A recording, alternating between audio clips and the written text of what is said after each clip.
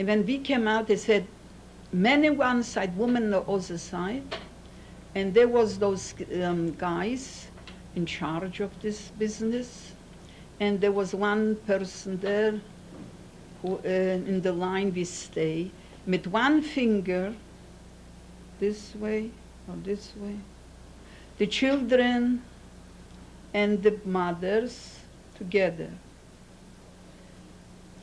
There was no more children already. Not one child came with us. And not mothers and no fathers, no more, already no more. And the young people, and my father was with us right away. They showed him to go together with his cousin, Yitzchak. And we lost our father in 1 minute, and I scream, Father, Father, take care of yourself. Father. And I get a knock. I should not talk. And then this, and I stay with my sister.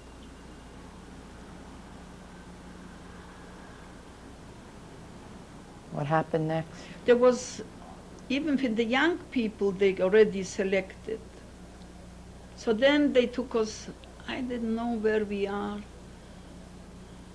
I think they took us to Lager C. Lager C was in Birkenau, somebody told me.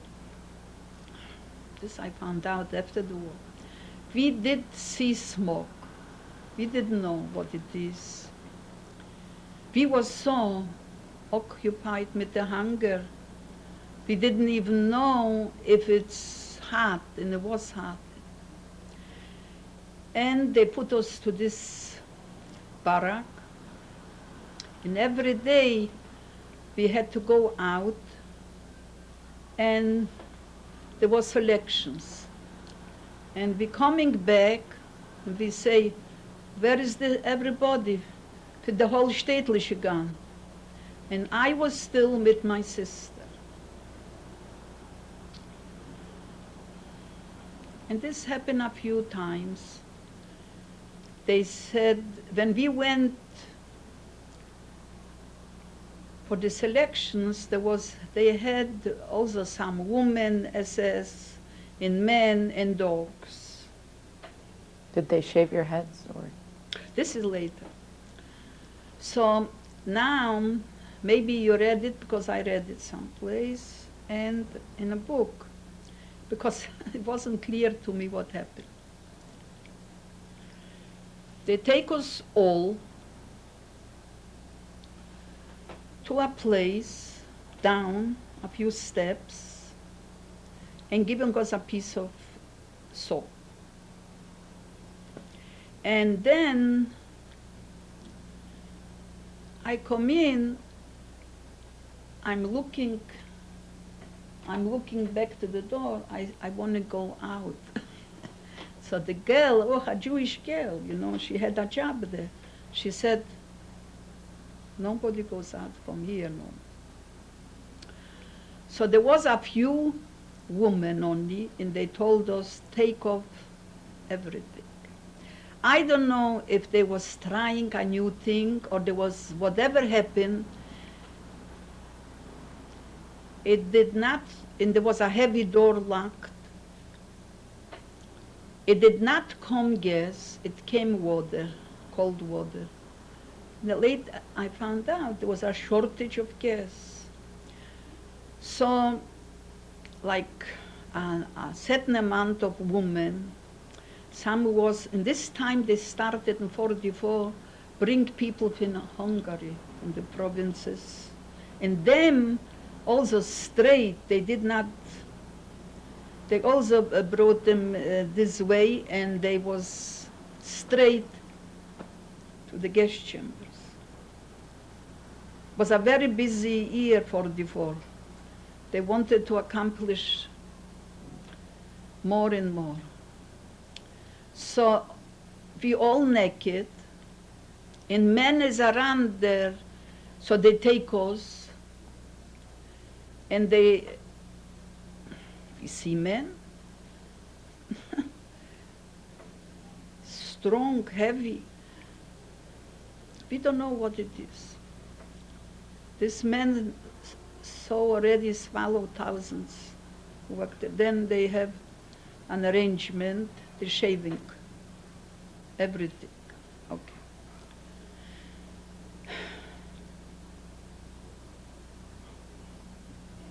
And afterwards, we stay a whole night. Afterwards, they take us to a room,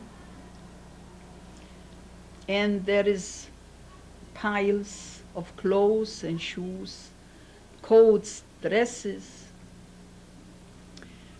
And the people, first we stay a whole night outside, naked. And this was August 1944.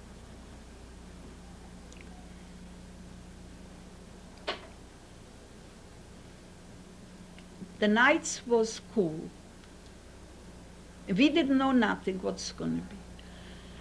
Next day, they take us in an area, inside in a big room, and they have piles of clothes of the people who already no more here. And according, big, small, whatever you can put a foot in or what, I picked a dress, I picked a coat, I picked up a shoes, and my sister too. And then they did give us on the back of the bag, they made like a cross. And they took us to a tremendous field there. This was hundreds of women. We already didn't recognize who is who, because we looked all the same. Only by the voice. My sister, and we sitting there on the fields a few days, a few nights. Sometimes it was raining. Then we saw, they gave us nothing. One time they bringing a few pots with cereal, farina. It was so hot. If you put a finger in, you burn it. And the people ran just to touch it, and they couldn't even, they had nothing to eat. They couldn't even get there. I couldn't get there. It was because I saw how hot this was. Like, never saw such a hot thing in my life. Okay, then we see through the wires men, young men. They are working, digging this. They have also somebody who is there, a German. They're not allowed to talk. And somehow we exchange a few words. They're young men. And it comes an idea, oh, maybe ask a name. Maybe it's my brother, maybe. But this was boys who was there already a while in Auschwitz. And some of them was from Lodz, but they grabbed them. And Rumkowski, you know, he always had to fill up the list. And if he signed, he delivered. So I remember I say to him, we all looked the same. So it was like no joke, not a nice scene. I say to one, I talk through the wire. No, we were sitting. I say, what is the name? Just, we have no name. Our name is Eisen and Stuhl. Iron and steel. And they say to us, you are the roses, what's left from Poland.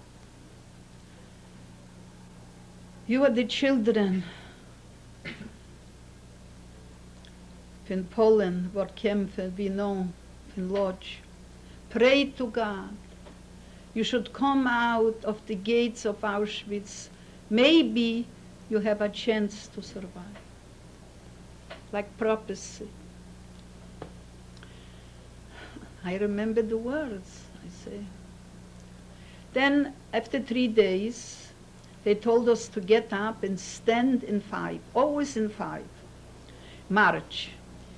We was given a piece of bread, a piece of something, a cheese, and put to the kettles again. We didn't know. We are out of the gates in Auschwitz.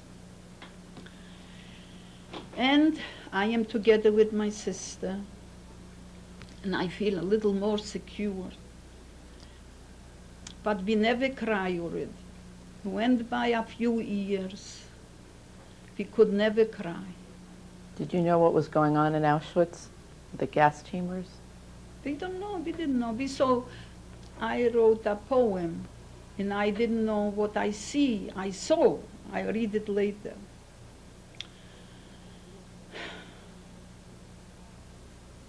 So, we didn't know where we're going. We're in the kettles again. Out of Auschwitz, it's like, it was like this unexpected everything.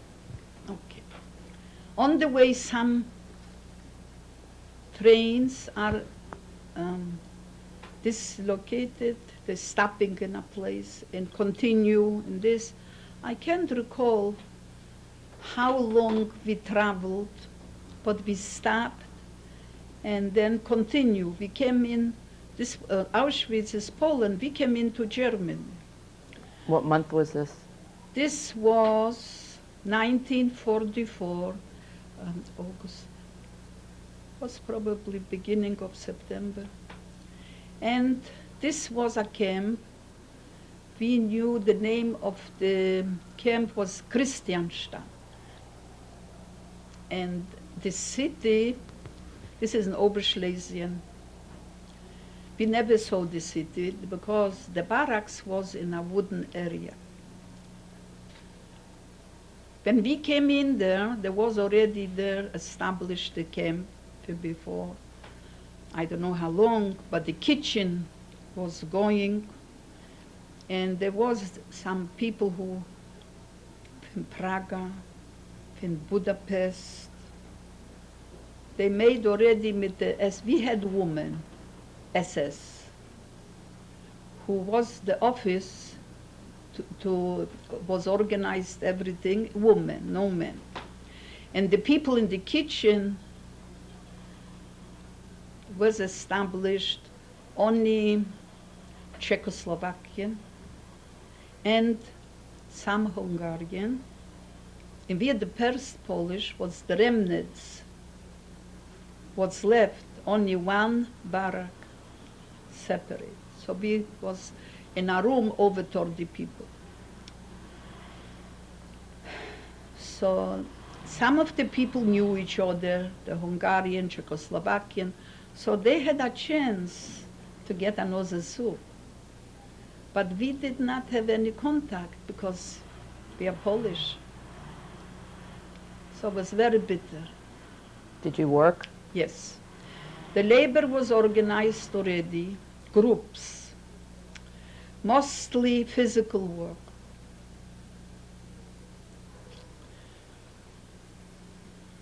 In groups we marched, and was coming with us an SS woman.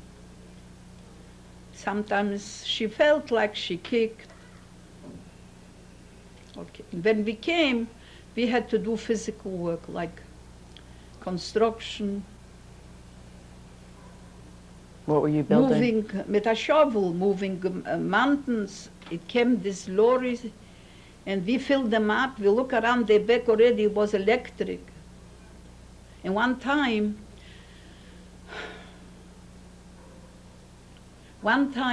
only I got sick, really sick. So I got from a doctor in the camp, was a Czechoslovakian person. We had also like a temporary there, a barrack for a hospital. If you something was bad, they took you in. So we have to work hard, and I was sick. I was not at work 10 days. I got a paper from the doctor. I read there was such a thing as hunger fever. I had fever, but I don't know. And after I was weak. And when I came back to my job was Rosh Hashanah, just one of the girls knew. And I'm going back to my job. I worked by Sigelei bricks factory, and I'm coming into the group where I was. I'm already better, the time is up. I had a piece of paper for a few days. I'm coming back, and I'm going to the group. I think I go back to my job. The SS woman, she was well known for hitting in the face. A slim, slim, like a woman 40 years, very rough. She was counting in charge. This was my first day coming back from my sickness, what I couldn't go to work. Okay. My sister was still in a different place. Okay.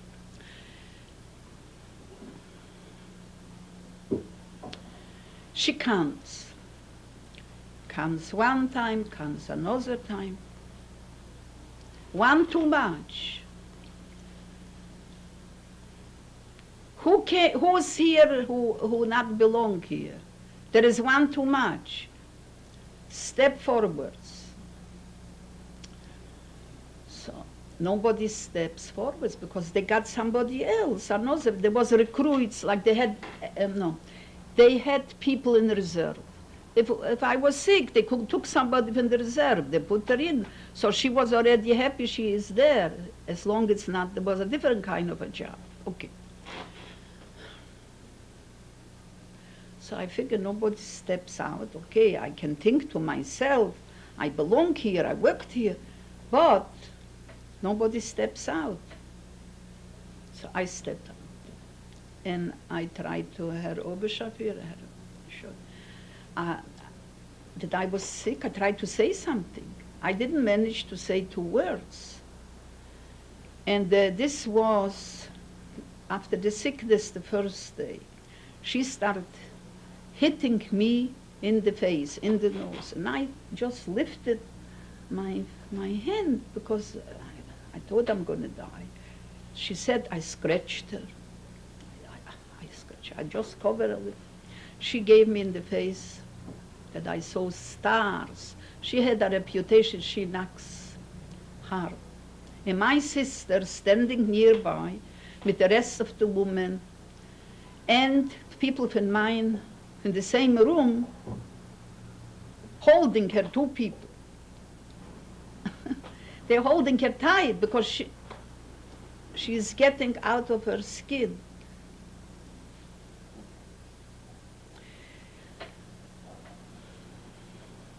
And she said that I should go now to the reserve group.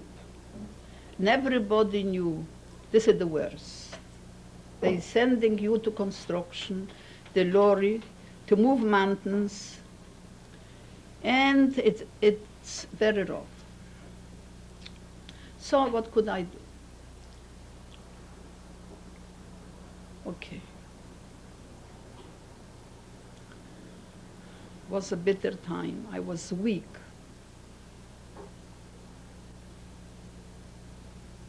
And the woman was assigned, like 3 or 4 women, to a lorry. Lorry is such empty things what you fill up, and it goes electric, and then it comes back. Okay. So the woman screamed at me.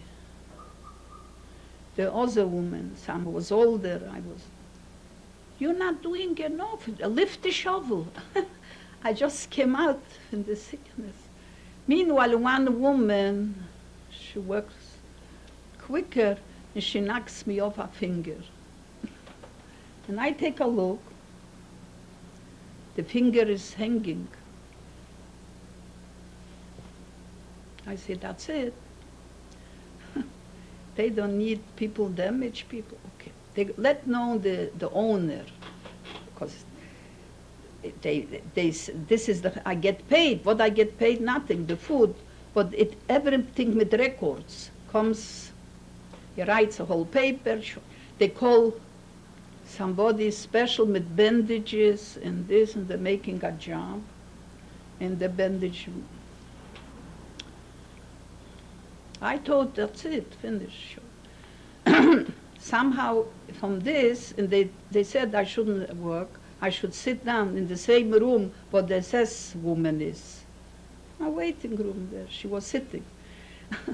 So I was sitting there on the floor, and we start talking. So I made with her, what do you call it, acquaintance. So, you know, I said to her in the morning, when you eat and you don't want no more, you want to throw it away, give it to me. We are standing a couple of hours every day. They wake us up to the appeal. Fin 4 till 7, and then we march. We have nothing. If you don't want to eat or you want to throw away, bring it to me. We are standing there. In supper time, if you can't eat no more, don't throw it in the garbage, but come to this barrack where the Polish, this one, number this and this, and ask for Hendeles, because my mother's name. Why were you going by your mother's name? Because in Auschwitz, we still had the hair. There was a woman from our town with a daughter, the only mother.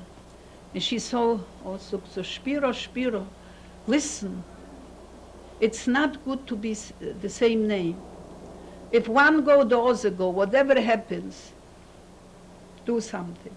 So we survived different names. I carry my mother's name and my sister, the family name. And this was till the liberation.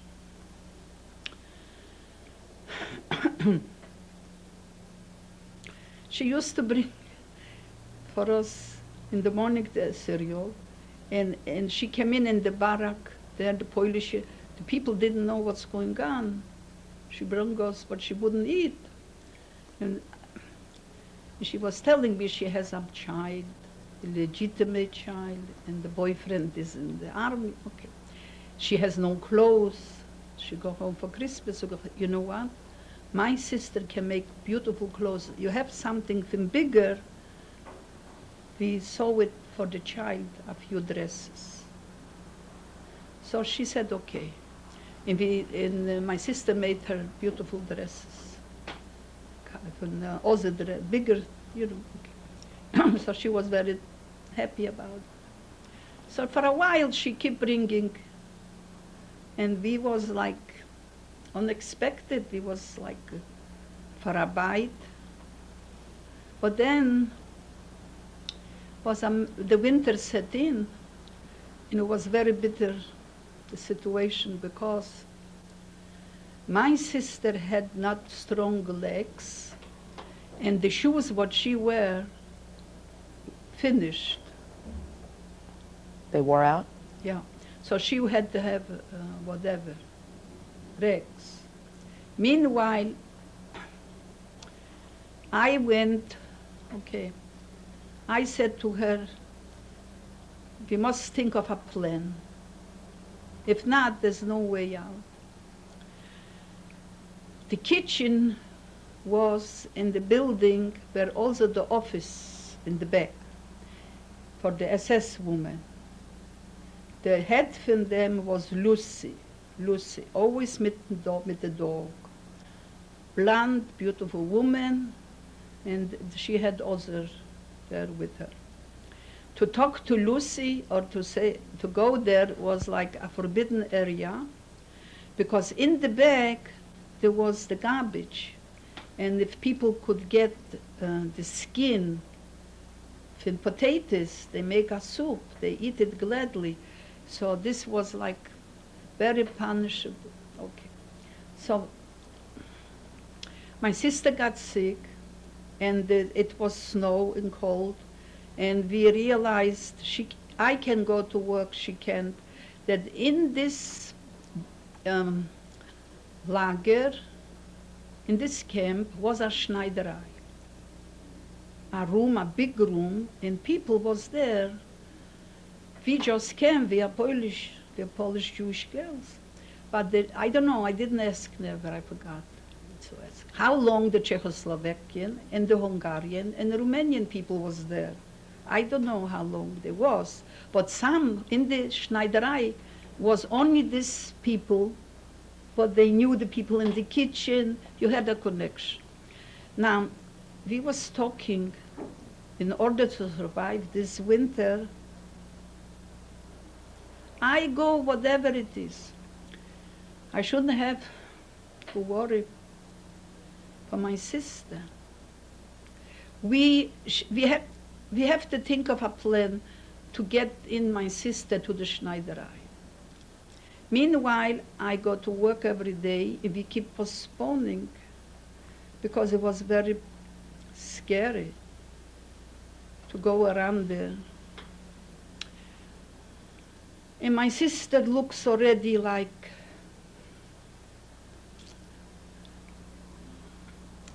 I see hair start growing on her face. Any spot which wasn't strong start coming out. The ears and the legs. Very bad situation.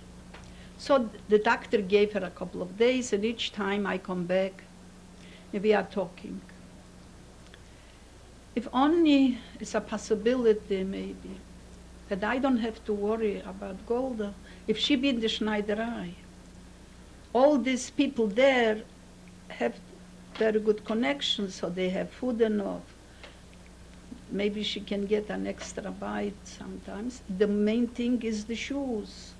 In the cold, in bed legs. Time is getting close, a day before. And I'm coming back from work. And when I approach the camp, a girl I know smiles. And she come to me and she said, Mazel tov, Mazel.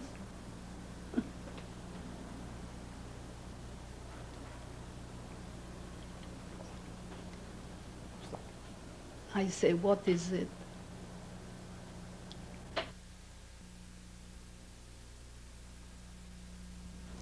I'm coming home from work. This was the last day but my sister could stay in the barrack because she looked terrible, she didn't feel good.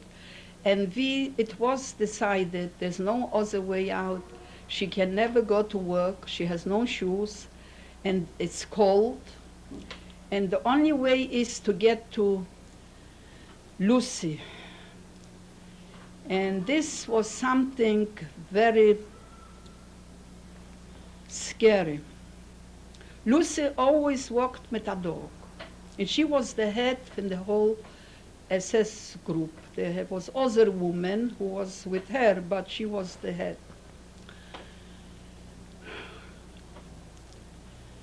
My sister told me she put on her shoulder the blanket like for black, grayish, like for horses. We all had this on top of the dress, and she walks into the office. In the back, this is all one building. The kitchen, in the back are offices, and the SS women live there also. Sit there.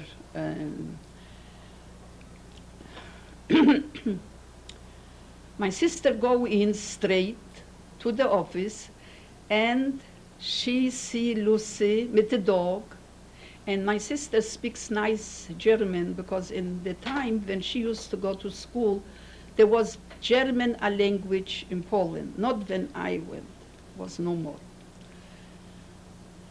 And she says to her, I am a very good dressmaker, and I would like very much to be accepted here. I know how to sew well, and maybe the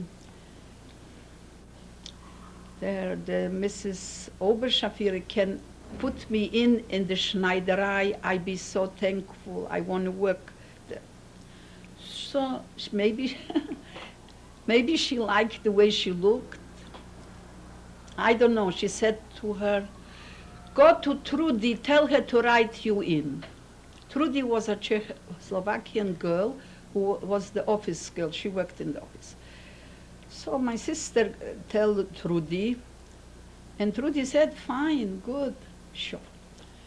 She come in back to the barrack. She mentioned a word there. The people start coming back from work, and everybody got very quiet. We had a group of people in this room from the Lodz ghetto, some Lodz from before the war, and some from the towns what was liquidated and came into Lodz. A half was educated with languages, and some came from the rabbinical family, some very fine people. And my sister and me, we figured, we had different names, and we never told anybody. We was afraid that we are sisters. But the people saw how we are together. They said, "You are not strangers." No, of course not. But we never revealed this the whole time. We kept it this way. I come in to the barrack, and my sister tells me the story. Tomorrow, she can go already into the Schneiderei. The word spread there by the Polish black, because we are not together with the Hungarian or Czechoslovakian, we are Polish. That happened such a thing, that this is not just something what happened like this. Probably these people had something, or they had a connection, or they had diamonds, or something they had. How can you get in there? This is like you're saved. And we was both crying and thanking God. I was happy for my sister. I said to her, "My shoes are still okay, and my feet are still okay. I am only worried about you. About me, don't worry." Okay. So this was off my mind a little bit, that my sister is in a warm place, and whatever she has on her feet, she can survive there. No, we heard already bombardments in the night. We knew nothing from the free world. We have nothing to contact. But we heard at night sometimes shooting, and it looked like soon, in effect, in Poland, the war finished 44. In Germany, finished 45. What happened after you left that camp? So some people became very jealous, and some stopped talking to us. It was a matter of survival, but who's going to go do such a thing, risk their life? Okay, we went our ways. I went to work, I came home, my sister was okay, the people there had plenty, more than others. Whatever they had left, they gave her something. Sometimes she saved me a bite also. Okay. Then in December, we hear that it's coming into our camp 1,000 women from a different place, and we all going to be together evacuated. And this was already winter.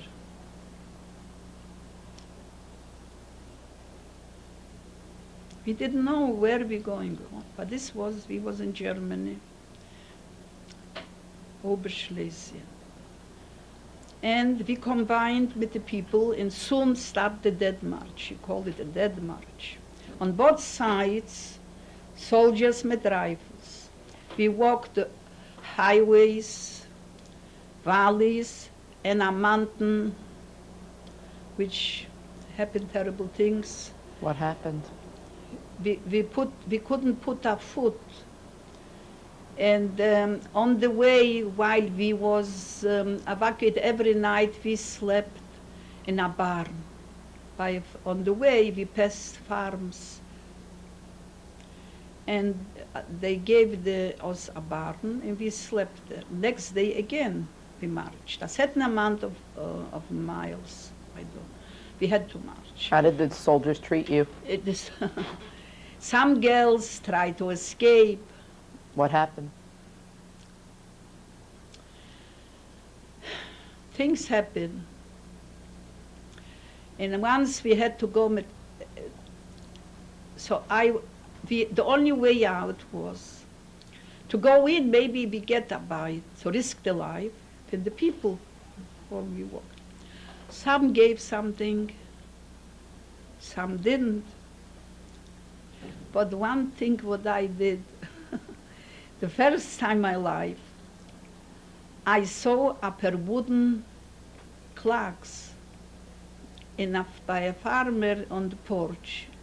And when I went out, I say to myself, my heart pounding, I know you're not allowed to touch nobody's, but my sister's life is in danger. She don't have I wear that coat, big one, not my size. Okay. And I put the wooden shoes here, and here I had a piece of rope. Okay. And my heart is pounding. I think we was already 5 villages ahead, and I still think they're going to catch me. They're running after me for the wooden shoes. And this saved my sister meanwhile. Okay. If we walk on a road, she could walk with us. Then we came on a mountain.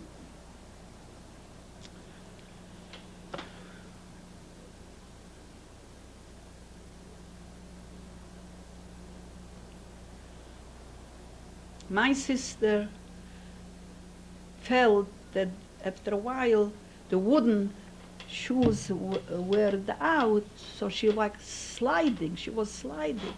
And in this mountain there was sled and slush, and each time we go down. So she said to me like a prophecy,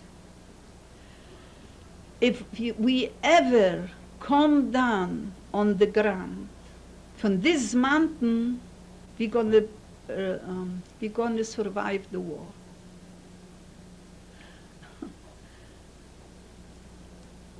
I describe this story in a different, I wrote about it because this is undescribable, very painful to talk about, what happened in this month. All of a sudden, my sister sit down and she said to me, listen, I can put 1 foot forwards because I'm sliding. And they worked out already the wooden shoes. You have to go and leave me here. And I started screaming. I lay on top and I said to her, never, never. We always must be together. And at such a time, how can you ask anybody for support or to help? I needed somebody should hold my sister also. And I lay on top of her and she screamed, go, go. All of a sudden I see a woman come over. I never saw her face before. I only know she wears something blue. And she said, okay, let's go. She helped my sister, and we all 3 together going down the mountain. We come down in a city on the ground. The sun is shining.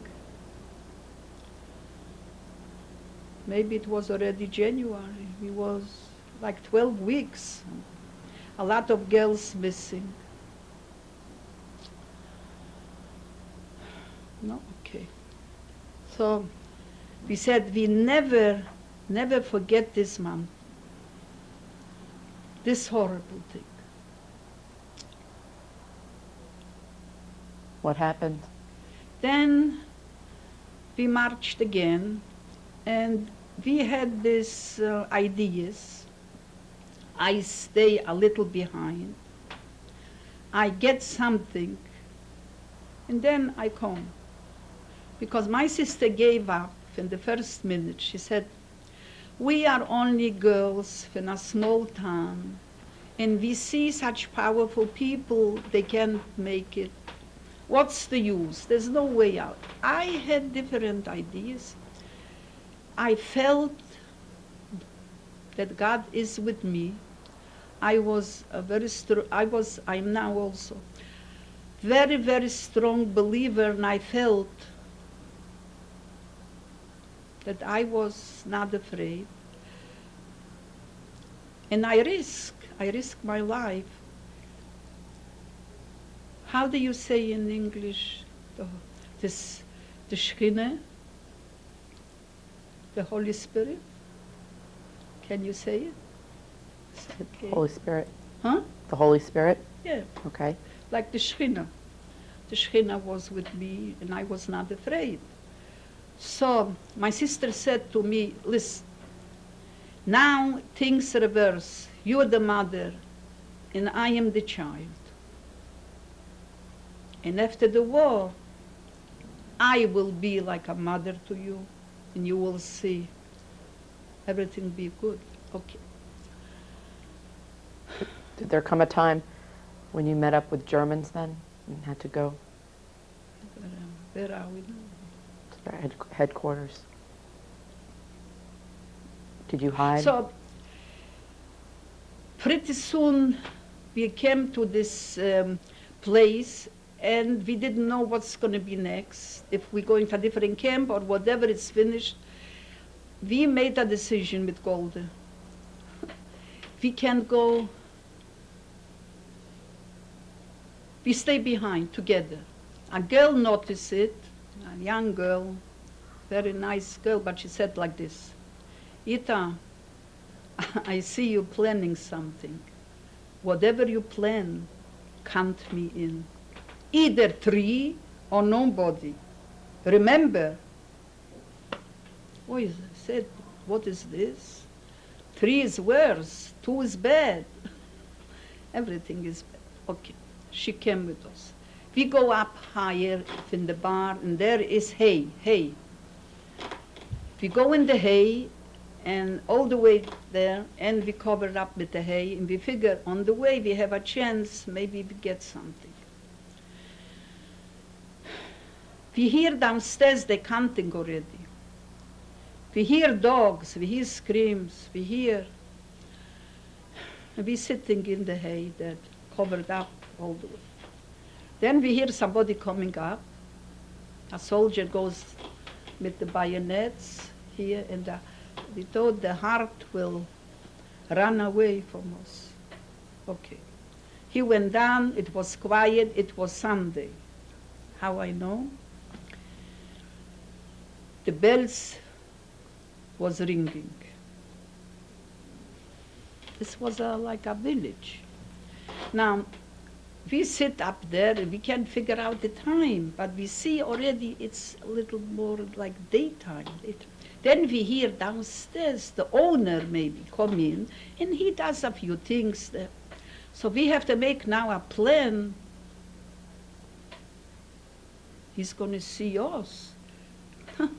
What's going to be now? So I say to them, listen, I go down first, and I tell him that my sister couldn't walk fast enough, so I stayed with her. We're going to walk slower, because if somebody cannot walk, it's not good. We have to go a certain amount of miles.